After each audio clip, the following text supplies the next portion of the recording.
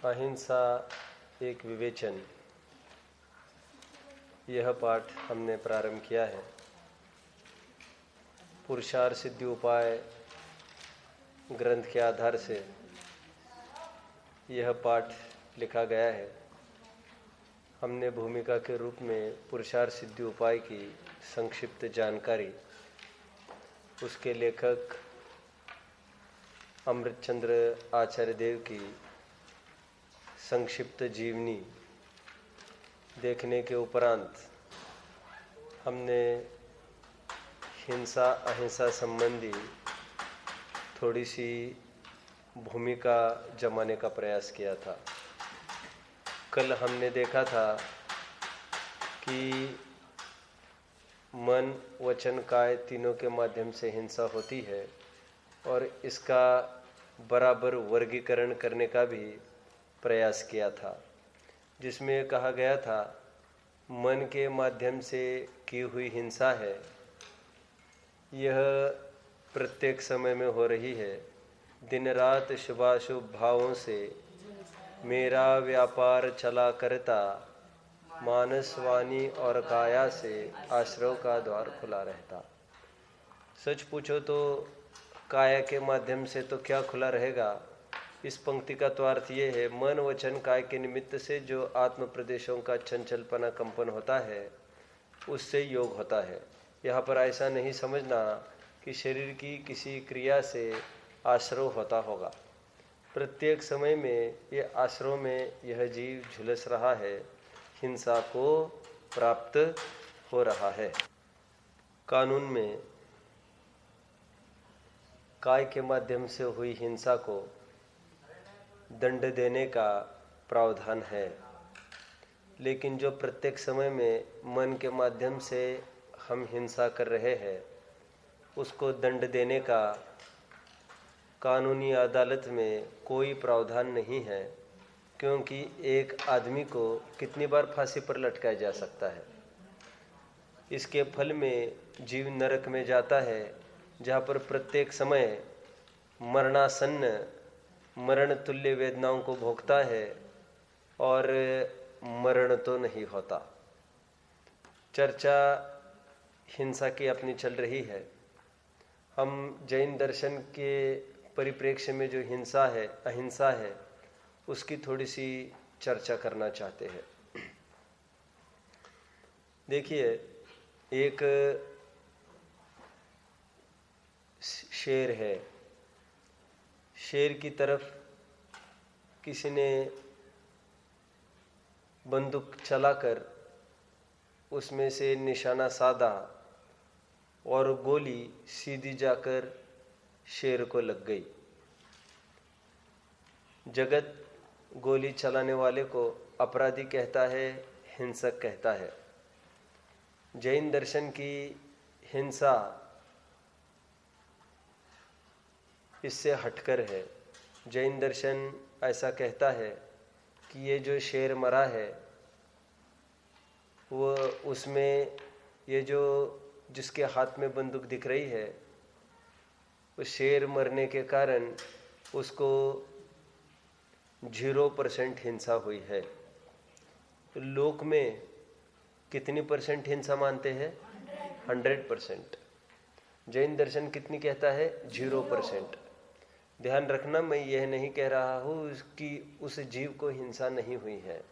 मैं ये कह रहा हूँ कि वो शेर जो मरा है, बंदूक में से गोली चली है, इन दोनों के निमित्त से कुछ भी हिंसा नहीं हुई है। आपको पकड़ में आ रहा है मैंने क्या कहा? क्योंकि जैन दर्शन ये कहता है प्रत्येक जीव का जन्म मरण वो उसके अपने आयु के उदय और क्षय से संबंधित है। परमागम समयसार में बंदाधिकार के अंतर्गत ऐसी 10 गाथाएं लिखी है जिसमें यही बताने का प्रयास किया है कि जाको रखे साइया मार सके ना कोई, बाल न बाका कर सके दुश्मन जो बैरी होई। संपूर्ण विश्व भी यदि बैरी हो जाए तब भी बाल तक बाका नहीं कर सकता। कब तक?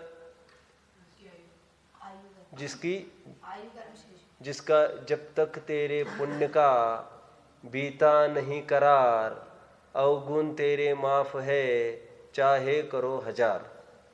ये भी ऐसी एक कहावत है। अभी क्या कहा? जाको रखे साया, मार सके ना कोई।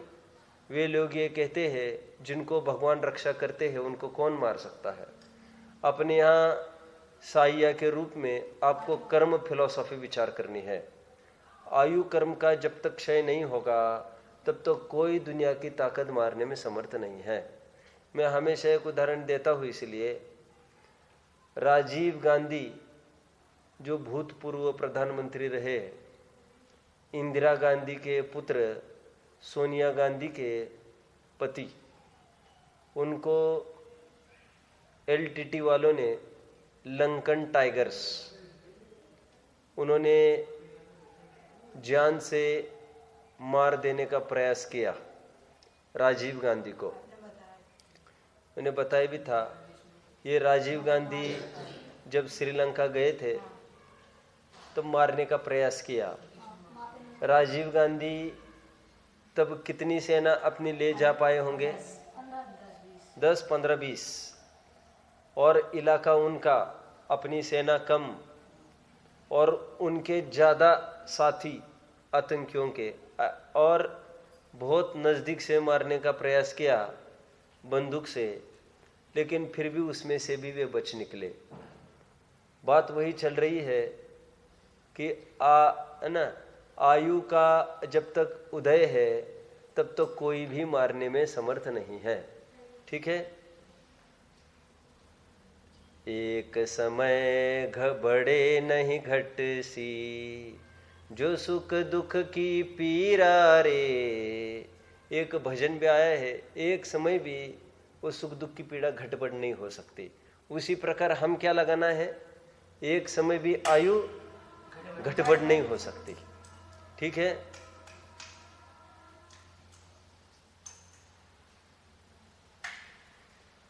कहाँ तक आए थे हम? मैं ये कह रहा था कि राजीव गांधी को वे लोग मारने में असफल हुए। राजीव गांधी जब इंडिया में आए, अपने अपने देश में आए, तब दक्षिण में उनकी एक महासभा हुई थी। Z+ सिक्योरिटी थी, हजारों सैनिकों से घिरे थे, और वो LTT में से एक आदमी और अपनी सेना 1000 गुनी। वहाँ पर विपरीत स्थिति थी उनके देश में, और ऐसा होते हुए भी इतनी भीड़ के बीच में वो आया और एक जन ने राजीव गांधी को ख़त्म किया। बम सब लपेट कर आया था बॉडी को, टाइम बॉम्ब, और वो आया, उसने माला पहनाई, बस उसी समय ब्लास्ट हो, उसी में राजीव गांधी चले गए। समझ गए आप? ये निष्कर्ष क्या समझना? हाँ, 10 गाता है। जो मन नदी जीवे मिय जीविज्जामिय परे हिंसते हिंसो मूढ़ो अण्णानी।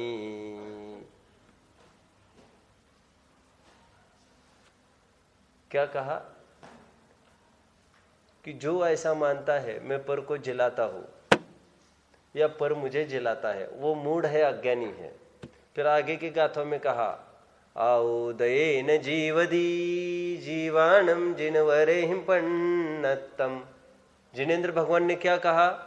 आयु के उदय से ही जीवन है और आयु के क्षय से ही मरण है। ऐसी कई घटनाएं यह हवा छिपी रहती है, आप वहां से देख लेना। चरम शरीरी प्रद्युम्न, उसका बाल्यावस्था में ही अपहरण हुआ और मारने का कितना प्रयास किया। एक व्यंतर ने क्या किया? बहुत बड़ा पाषाण उसके ऊपर रख कर उसको मारने का प्रयास किया, सांप आदि भी के माध्यम से, और फिर भी वो दबा नहीं, कुछ भी नहीं हुआ उसको। समझ में आता है? और जब मरने की नौबत आई, देखो कृष्ण की, देखो ना, कंस ने बीड़ा उठाया था, क्या कृष्ण को मैं मार के रहूंगा। इसके पीछे उसने अपनी बहन को, किसको जेल में बंद कराया था? देवकी। और फिर ये पता चला था जो पुत्र जन्मेगा वो तुम्हारा वध करेगा। तो उसके पीछे वो राह देख रहा था कब निकले। इतनी मजबूत सिक्योरिटी में भी वो काम सफलता नहीं मिल पाई कंस को। जो भी इंद्रोपुनीत जो भी व्यवस्था हुई थी, वो पुत्र उत्पत्ति हुई और उसकी जगह दूसरी पुत्री लाकर दिखाई गई। ठीक है।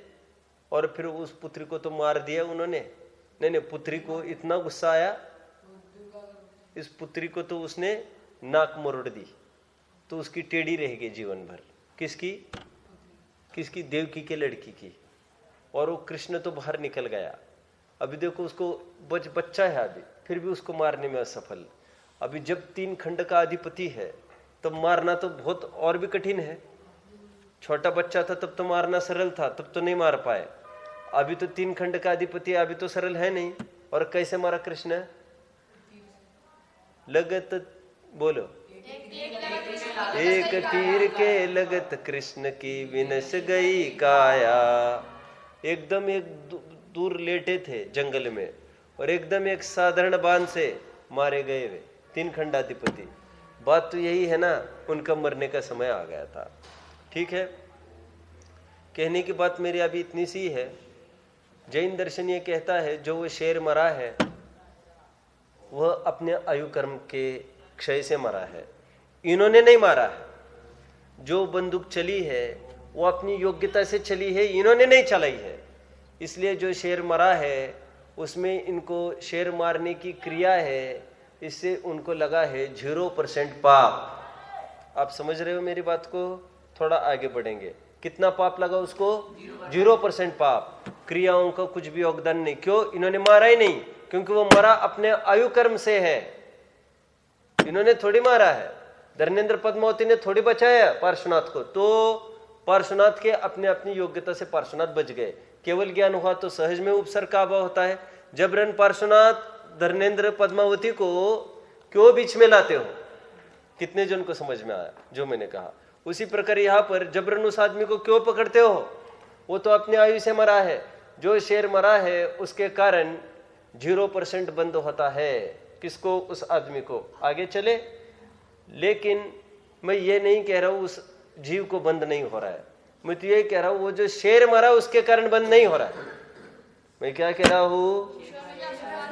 शेर मरा इसके कारण बंद नहीं हुआ है। लेकिन मैं ये भी नहीं कह रहा हूं कि उस जीव को बंद नहीं हो रहा है। मैं तो ये कह रहा हूं जीव को बंद हुआ है, लेकिन वह शेर को मारने के भाव से हुआ है। समझ में आ गया? किससे हुआ है? भावों से हुआ है। अब उन्होंने भाव किया शेर को मारने का, उससे जैन दर्शन ये कहता है कि उसको जो पाप लगा है वह पाप कितना लगा है? वह कहता है कि इसमें 1% पाप लगा। कितना? 1% पाप। कितना? 1%। 1 ग्राम पाप लगा उसको। 1 किलो में से, उदाहरण के रूप में, वैसे पाप किलो विलो में नहीं लगता, लेकिन अपन क्या माने 1 किलो में से कितना पाप? 1 ग्राम पाप। कैसे? भावों से, परिणामों से। फिर जैन दर्शन ये कहता है उसको, उसने जो अंदर में भाव किया, कैसा भाव? कि मैं इसको मार सकता हूं। अभिप्राय की खोट, विपरीत अभिनिवेश, श्रद्धा की विपरीतता, दर्शन मोह के उदय से हुआ मिथ्यात्व, इसके कारण होता है 999 ग्राम पाप। कितने जन को समझ में आया?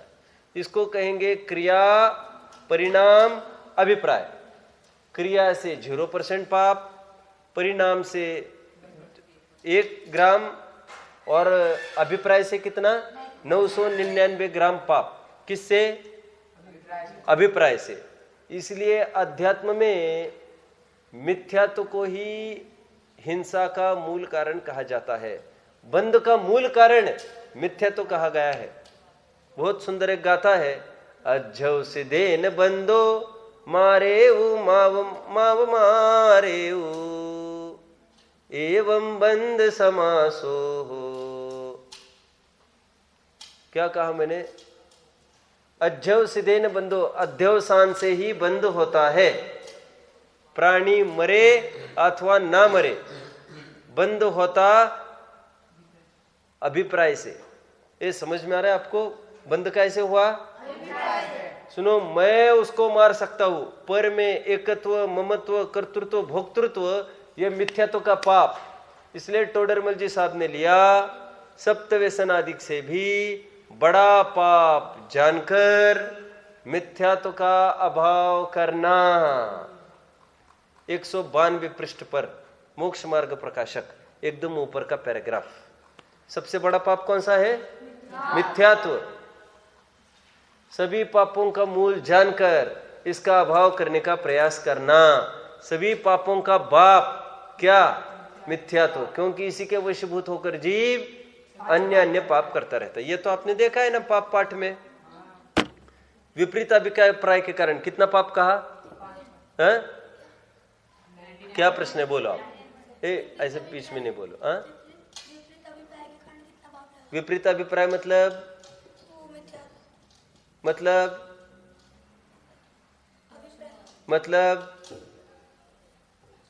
बोलो बोलो। मतलब बराबर, मैं उसको मार सकता हूं, ऐसा जो भाव है वो वस्तु स्वरूप को चुनौती है। किसको चुनौती है? क्योंकि वस्तु स्वरूप के अधीन सभी व्यवस्थाएं चलती है। व्यवस्थाएं किसके अधीन है? और तुमने सभी अधिकार किसके हाथ में लिए?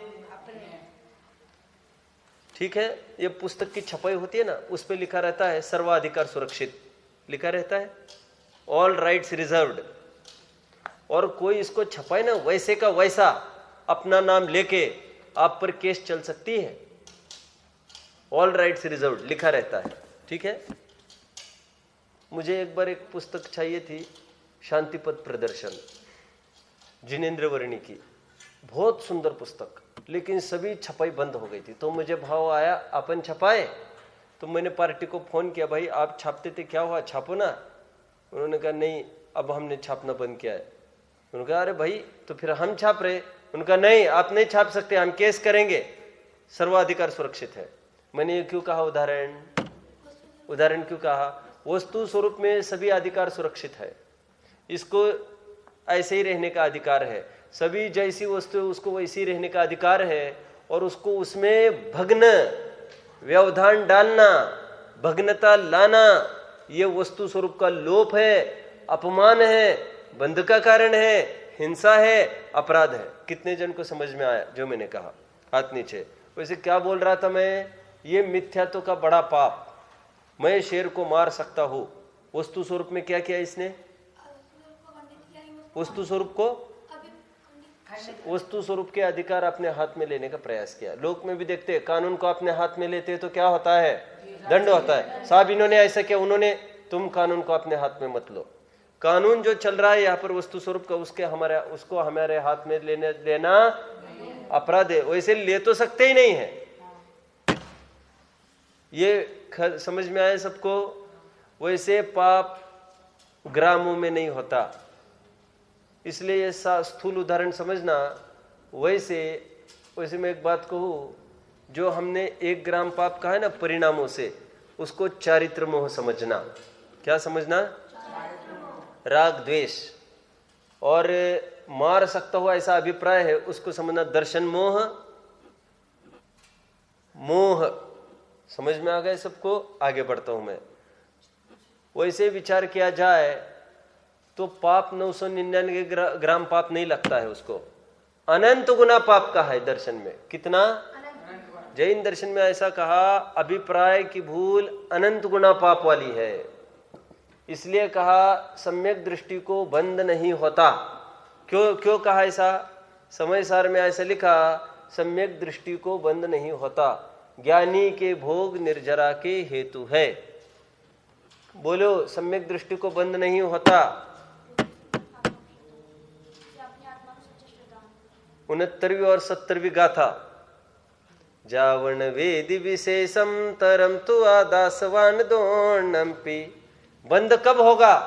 जब मैं पर का करता हुआ ऐसा मानेगा तो बंद होता है। जीव अप्रतिबुद्ध कब तक बना रहेगा? जब तक वह मानता है कम्मस्य परिणामम नो कम्मस्य तथैव परिणामम न करेमि ये अमादा जो जानति सोहु ज्ञानी। 75वीं और 19वीं गाथा समय सार के क्या कहा? जब तक यह जीव पर का कर्ता धर्ता मानता है तब तक बंद होता है, और पर का कर्ता धर्ता न माने तो बंद नहीं होगा। ये समझ में आया मैंने क्या कहा? कितना गुना पाप लगेगा? अभिप्राय से कितना पाप कहा? 999 ग्राम उपचार से कहा, सत्यार्थ देखा जाए तो अनंत गुना लो यहां पर। और परिणामों का पाप कितना? अनंतवे भाग। और क्रियाओं का पाप कितना? क्रियाओं का 0, क्योंकि शरीर की क्रिया का कर्ता जीव नहीं है। अरे हम कह रहे शेर को मारने की क्रिया का कर्ता छोड़ो, यही पर जो उसके हाथ पैर उसके हिलाने का कर्ता नहीं है। तुम कहा दूर की बात करने लग गए। ये कितने जन को समझ में आया? ठीक है। अकबर बादशाह था, बोलो। अभिप्राय से पाप लगता है अनंत गुना। क्या? अभिप्राय से अनंत गुना पाप लगता है, परिणामों से अनंत भाग पाप लगता है, और क्रियाओं से 0 पाप ही नहीं लगता। क्यों? क्योंकि क्रियाओं का कर्ता जीव 3 काल में हो सकता नहीं। शरीर की क्रिया का कर्ता हो सकता है क्या? परद्रव्य का कर्ता कैसे होगा? यदि परद्रव्य का कर्ता होगा तो क्या होगा? उसको परद्रव्य रूप होना पड़ेगा पहले। मैंने बताया था, आपको याद आ रहा है? उसको परद्रव्य रूप होना पड़ेगा परद्रव्य का कर्ता होने के लिए। ठीक है। क्या बता रहा था मैं अभी आपको? कुछ बता रहा था बात। अकबर, राइट। अकबर का क्या? हाँ, एक बार अकबर राजा ने ऐलान किया, घोषणा की, जो भी रात भर इस तालाब में डूबा रहेगा, पता है तालाब में डूबा रहेगा, उसको इतने ठंड के दिन में डूबा रहेगा, उसको मैं मुंह मांगी रकम दूंगा, इनाम दूंगा। मैंने यहां पर सुना था एक बार। तो एक दिन एक आदमी आया भरे दरबार में 8-10 दिन के बाद और बोला, राजन माल निकालो। तो क्या बकता है? बकता नहीं, आपने घोषणा की थी कि हमको इनाम देंगे। काय का? कि हम रात भर तालाब में थे इतने ठंड में। तो अकबर ने पूछा, भाई इसका क्या प्रमाण कि आप तालाब में थे? बोले अब भी बताता हूं, कौन गवाह कौन है इसका? बोले अभी गवाह कैसे बताए, वहां पर कौन था? फिर बोला, देखो रात के 2 बजे आपका चौकीदार आया और उसने जो जोत थी ना, जोत,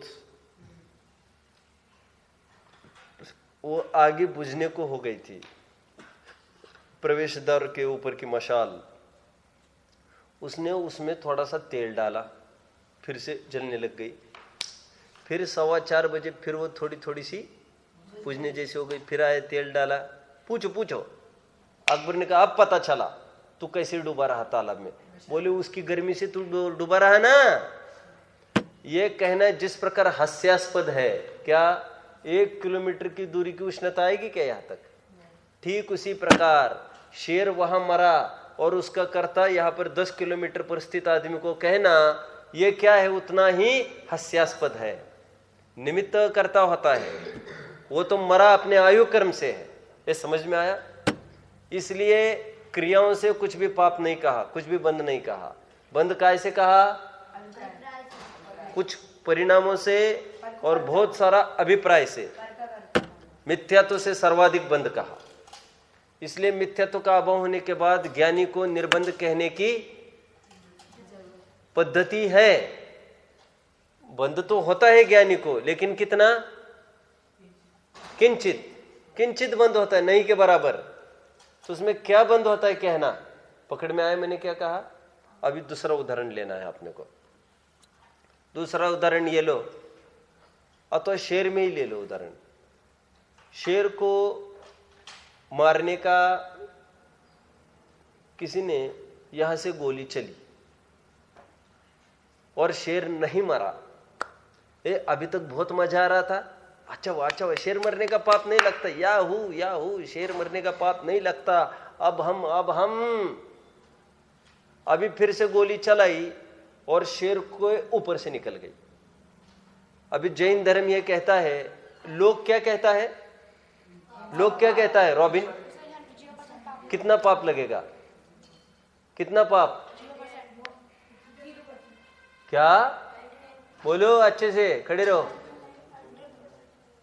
कितना है, बहुत लगेगा, बोलो लोग क्या कहता है, 0% पाप लगेगा। क्यों? शेर को तो कुछ हुआ ही नहीं।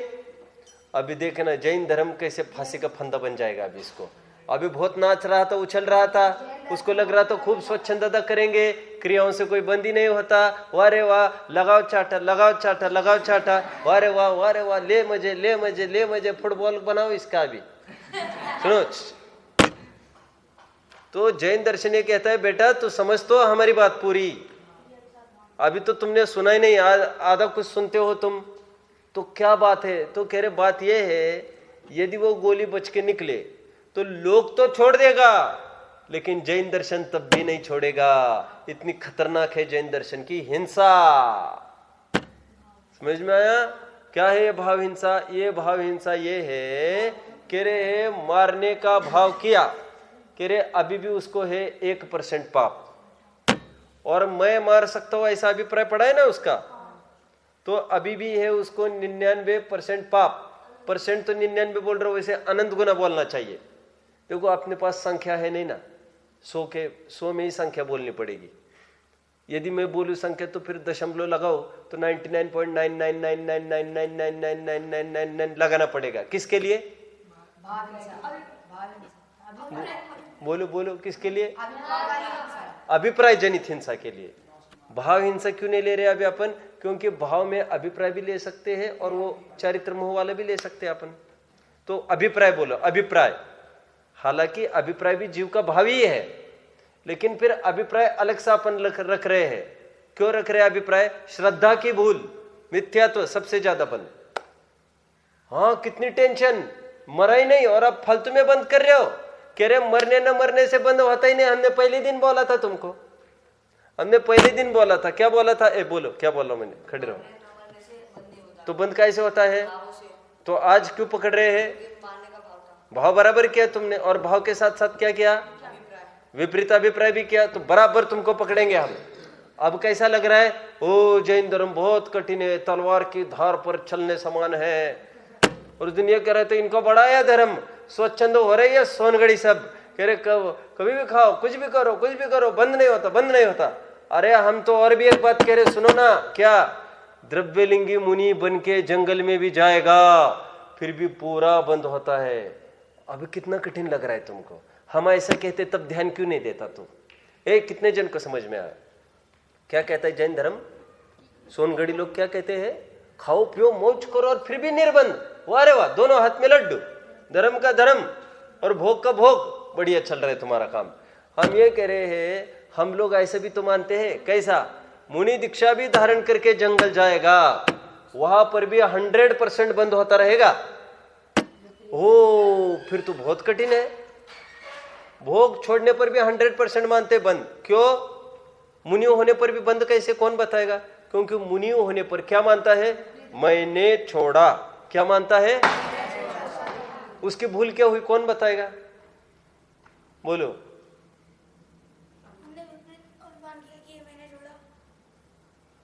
बोलो। उन्होंने विपरीत अभिप्राय किया कि मैंने नहीं, मेरे शरीर ने जोड़ा।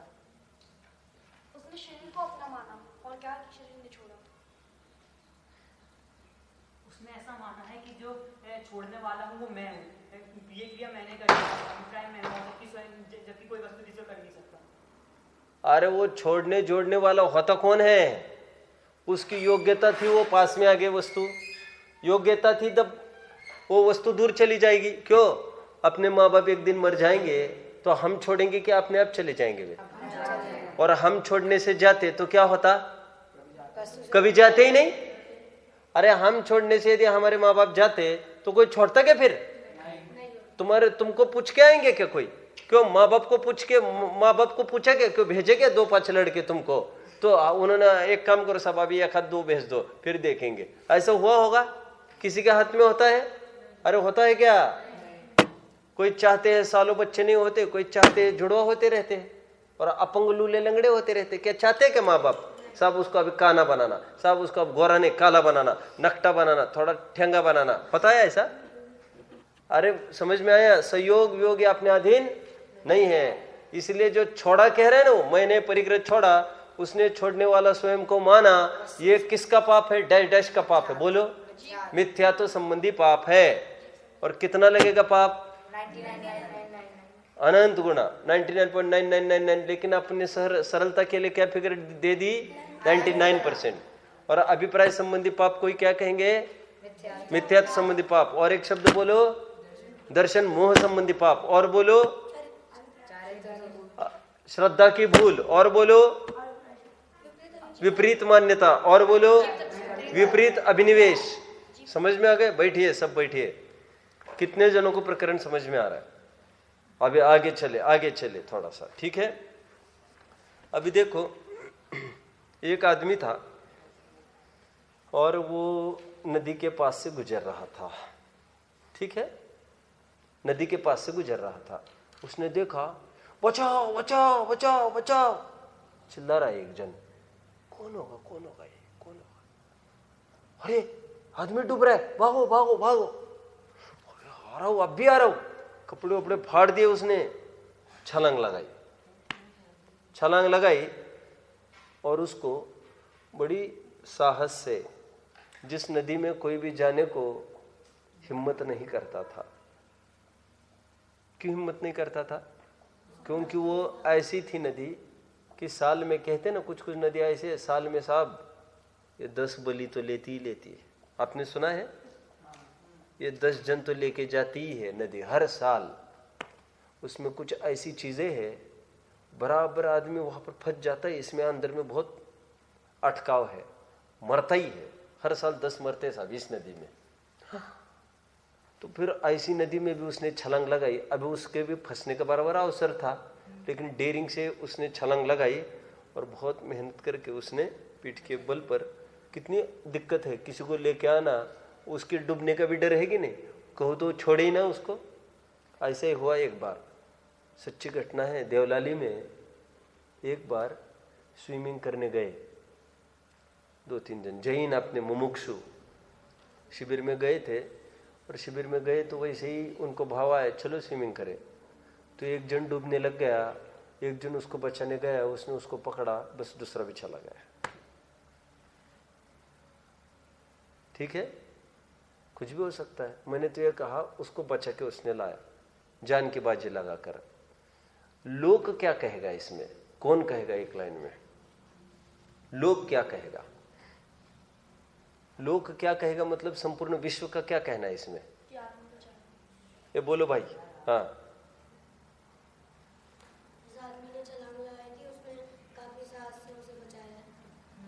लोग क्या कहेगा? बोलो। लोग ये कहेगा कि इसको उच्चतम पुरस्कार देकर सम्मानित किया जाए। कौन सा पुरस्कार चलता है आपको पता है? जो ये बहादुरी करते लोग, उसके लिए बहुत सारे पुरस्कार चलते। परमवीर चक्र, महावीर चक्र, बैठिए, वीर चक्र, तो उसको वीर चक्र देकर सम्मानित किया जाए, ये लोक कहेगा। ठीक है, अभी जैन धर्म की तरफ आओ। जैन धर्म का इसमें क्या कहना है? जैन धर्म ये कहता है, उसने जो जान की बाजी लगाकर उसको बचाया, उससे उसको पाप लगेगा क्या? पहला मेरा प्रश्न है, कितना पाप लगेगा? ए बोलो। जो वो लड़का बचा है, ए सोच समझ कर उत्तर देना, आप सब गलत होने वाले हो। अच्छे से बैठो। आपने नोटबुक क्यों नहीं लाई आज? चलो छोड़ो, समझ जाएगा फालतू में। क्या मैं क्या करता है? नोटबुक लाना चाहिए ना नोट्स के लिए। अरे छोड़ो, मैं क्या कहा? मेरा प्रश्न है, जो वो बचा लड़का मरते मरते, तो बचाने वाले को कितना पाप लगा? लोक में कितना लगा? पुण्य कितना लगा? मतलब प्रशंसा, एप्रिसिएशन कितना हुआ? फुल्ली। परमवीर चक्र देकर राष्ट्रपति के हाथ, और साथ साथ उसको नौकरी दे दी कहीं, और साथ साथ बहन भाई को भी कहीं नौकरी दे दी, उसकी लाइफ बन गई। ठीक है। धर्म, जैन धर्म की अपेक्षा विचारो तो कितना पाप हुआ, उसके बचने से इसको कितना पाप हुआ? तुषार जल्दी देखो, समय बर्बाद मत करो, कुछ ठोको मत, जो आता है बोलो मत, जो आता है वो बोलो, नहीं तो हाथ ऊपर करना जरूरी नहीं। बोलो। पाप तो लगा, बंद हुआ क्योंकि उसने ये सोचा। क्या लगा? पाप लगा उसे, क्योंकि उसने सोचा। बैठिए। और कोई उत्तर? देखो, जो वो बचा है उससे इसको पाप कुछ भी नहीं लगा है। पाप की बात कहा ही इसमें, शुभ कार्य में। तो प्रश्न ये उत्पन्न होगा, तो फिर पुण्य तो लगा? नहीं। तो जैन धर्म ये कहता है इसमें पुण्य भी कुछ भी नहीं लगा। पीछे कोई एक चौकी रख दो, एक टेबल रख दो पीछे, जिनवानी रखो एक हाथ। क्या कहा मैंने? जैन धर्म ये कहता है उसमें पुण्य भी कुछ भी नहीं लगा। कारण क्यों नहीं लगा पुण्य? पुण्य क्यों नहीं लगा? पुण्य क्यों नहीं हुआ? बोलो। बराबर, क्योंकि उसने नहीं बचाया इसको। अभी भी कहा था, जाको रखे साइया मार सके ना कोई। और एक गीता की एक प्रसिद्ध लाइन है, समय से पहले भाग्य से अधिक किसी को किसी चीज की प्राप्ति नहीं होती। अभी एक बहुत बड़े एक खिलाड़ी ने गोल्ड मेडल प्राप्त किया, बहुत बड़ा गोल्ड मेडल प्राप्त किया। उसकी इंटरव्यू ली तो उसने क्या बोला मालूम? इंटरव्यू में उसको पूछा इसका रहस्य क्या है। उसने ऊपर देखा और बोला, क्या होगा एक वर्ड जो उसने बोला होगा? फेट। क्या? फेट। फेट समझते हो? FATE, fate. दैव। दैव मतलब भाग्य। इसमें मेरा क्या? किस्मत। अपना क्या चलना? क्या कहना चाहता हूं मैं? उसी को जैन दर्शन ये कहता है, वो जो बचा है उसमें उसके वैसे कर्म का उदय चल रहा है, पुण्य के उदय। ठीक है। इसमें इसको कुछ भी पुण्य नहीं लगेगा। वो बचा है, उसमें बचाने वाले को कुछ भी पुण्य नहीं लगा। आगे बढ़ो, आगे बढ़ो, नेक्स्ट स्टेप। लेकिन जो बचाने का भाव किया, बचाने वाले ने बचाने का भाव किया, उसके कारण क्या होगा? चलो चलो, आप वैसे ही तीर मार रहे हो, कोई प्रॉपर। उसको लगेगा 1% पुण्य। क्या लगेगा? बचाने का भाव किया तो उससे लगता है 1% पुण्य। मारने का भाव किया था शेर को, अभी उसमें क्या बताया था? 1% पाप। अभी बचाने का भाव किया, इसमें लगेगा 1% पुण्य। आगे बढ़ना एक कदम और एक कदम आगे बढ़ते आगे। लेकिन मैं इस लड़के को बचा सकता हूं, ऐसी जो अभिप्राय की भूल है, श्रद्धा की खोट है, मिथ्यात्व है, विपरीत अभिप्राय है, विपरीत ओपिनियन है, विपरीत अभिनिवेश है, इससे होगा 99% पाप। ये जैन दर्शन को समझो। अभी कितनी तकलीफ वाली बात हो गई। आप बचाने का भाव करो अथवा मारने का भाव करो, लेकिन बचाते समय आप ये सोचो इसके बचाने का कर्ता मैं, यदि मैं नहीं होता तो इसको कौन पूछता? तो उससे होता है 99% पाप, और बचाने के भाव से होगा 1% पुण्य। घाटा हुआ कि लाभ हुआ? वैसे मेरा प्रश्न है, कितना घाटा? कितना घाटा? बहुत बड़ी रिस्क। बचाकर भी क्या बोल रही है? 99% पाप लगेगा बोल रहे, बचा के भी। जैन धर्म ऐसा ही कहता है, विपरीत मान्यता से अनंत बंध होता है, अनंतानुबंधी का बंध। इसलिए द्रव्यलिंगी मुनि दीक्षा धारण करके भी पूजा पाठ, प्रभावना, दान, दया, व्रत, भक्तिशील आदि सब कुछ पालन करते हुए भी मैं पालन करने वाला, इसके कारण मिथ्यात्व संबंधी पाप निरंतर सबको चलता ही रहता है।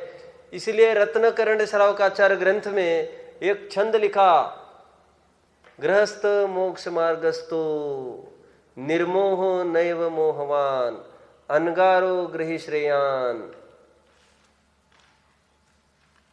अनगारो गृही श्रेयान निर्मोहो मोहिनो मुने। क्या कहा इस लाइन में मालूम? मोही मुनि से निर्मोही गृहस्थ श्रेष्ठ है। ये क्या बोला? मोही मुनि किसको बोल रहे होंगे? कपड़े उपड़े ओढ़ता होगा क्या? कपड़े ओढ़ता होगा, चिलिम विलिम पीता होगा, चिलम समझते हो आप? हुक्का हुक्का पीता होगा, तो फिर क्या होता, क्या करता होगा? ये चोरी चपटी करता होगा। द्रव्यलिंगी मुनिराज, इन्होंने क्या पाप किया है? मिथ्या तो पाप नहीं किया है, पाप का बाप किया है। मिथ्या इट्टी पापा, मिथ्यात्व को सबसे बड़ा पाप नेमिचंद सिद्धांत चक्रवर्ती ने कहा। ये समझ में आ रहा है आपको? आप बचाओ अथवा मारो, क्रियाओं के कारण 0% कुछ नहीं होगा, परिणाम के कारण 1% पाप, मारने का भाव हो तो, बचाने का भाव हो तो 1% पुण्य। लेकिन दोनों तरफ अभिप्राय की भूल होने से, बोलो, लोगों को लगेगा अच्छा है भैया हमने इतना बचाया और 99% और पाप दे रहे हैं हमारे खाते में। ठीक है, मैं अभी दूसरी बात और कह रहा हूं। और क्या कहा तुमने? हमने बचाया, उसका 1% पुण्य, 1% पुण्य। बड़ा महंगा सौदा, बड़ा महंगा सौदा है। अरे भाई हमारी बात सुनो, बात सुनो, बात सुनो। देखो, तुमने जान की बाजी लगाई, छलांग लगाई नदी में और डूबते हुए को बचाने का प्रयास किया। मुल्ला की दौड़, जीव की दौड़, बोलो, जीव की दौड़ भाव तक। कहाँ तक? जीव यदि करता है तो भाव तक का करता कहा उसको। मैं उसको मारूं तो कह रहे मारने का तो करता नहीं है, लेकिन मैं उसको मारूं ऐसा जो भाव जीव ने किया, उस भाव का जरूर जीव करता है और वो भोगता है उस परिणाम को। कितने जन ने बात को समझा जो मैंने कहा? समझा अच्छे से? क्या बोला मैंने? बोलो जल्दी जल्दी बोलो।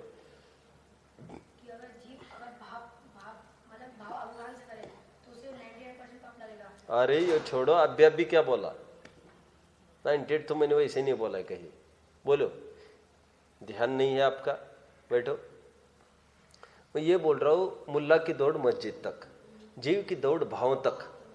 98वां कलश है समय सार का, प्रसिद्ध विकल्प कह परम करता वाला। आत्मा विकल्प ही का करता है। किसका करता है? और बाहर जो क्रिया हुई उसका करता नहीं है जीव। जैसे मैंने विकल्प किया ये बिल्डिंग खड़ी हो जाए, और मैं बिल्डिंग का करता नहीं हूं। क्यों करता नहीं हूं मैं? क्योंकि तुम्हारे भाव में तो कुछ भी आता रहेगा, तो क्या होगा क्या बाहर? बाहर की सभी व्यवस्था पुण्य पापाधीन है, इसलिए जीव कर्ता मात्र भावों का है। समझ में आया? और कार्य विकल्पों से नहीं होता, मूर्ख यो ही बोझा ढोता। क्या कहा? कार्य विकल्पों से नहीं होता, मूर्ख यो ही बोझा ढोता। कार्य विकल्पों से क्यों नहीं होता? क्योंकि कार्य पुण्य से होता है अथवा पाप से, जो भी जैसा भी कार्य होना है। क्या कहा मैंने?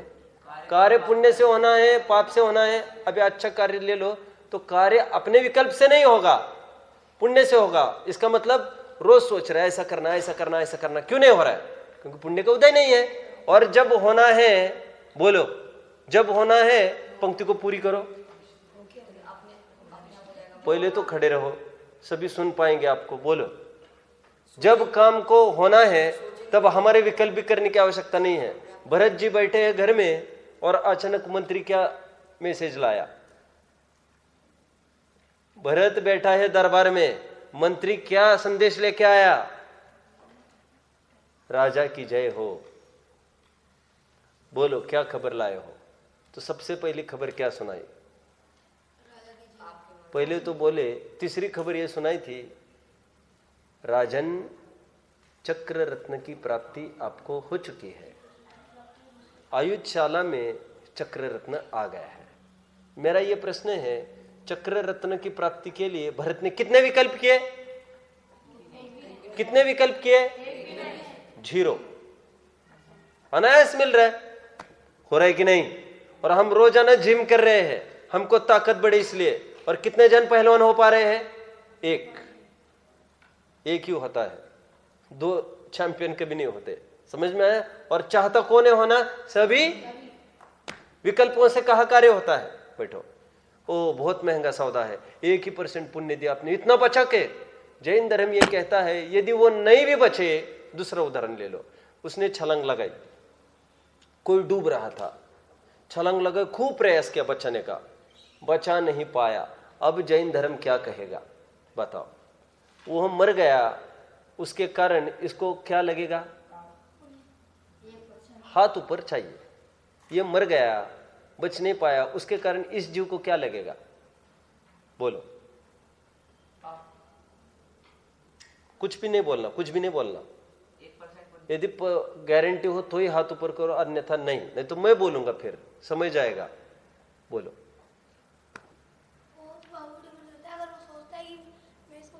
बहुत बड़ी बात हो गई। सुनो, उसको ना पुण्य लगा ना पाप, क्योंकि उसके मरने जीने से इसको कोई पाप पुण्य का सवाल ही खड़ा नहीं होता, क्योंकि वो तो उसके आयु कर्म से जीता ही मरता है। तो कह रहे जो इसने बचाने का भाव किया उससे इसको 1% पुण्य लगेगा।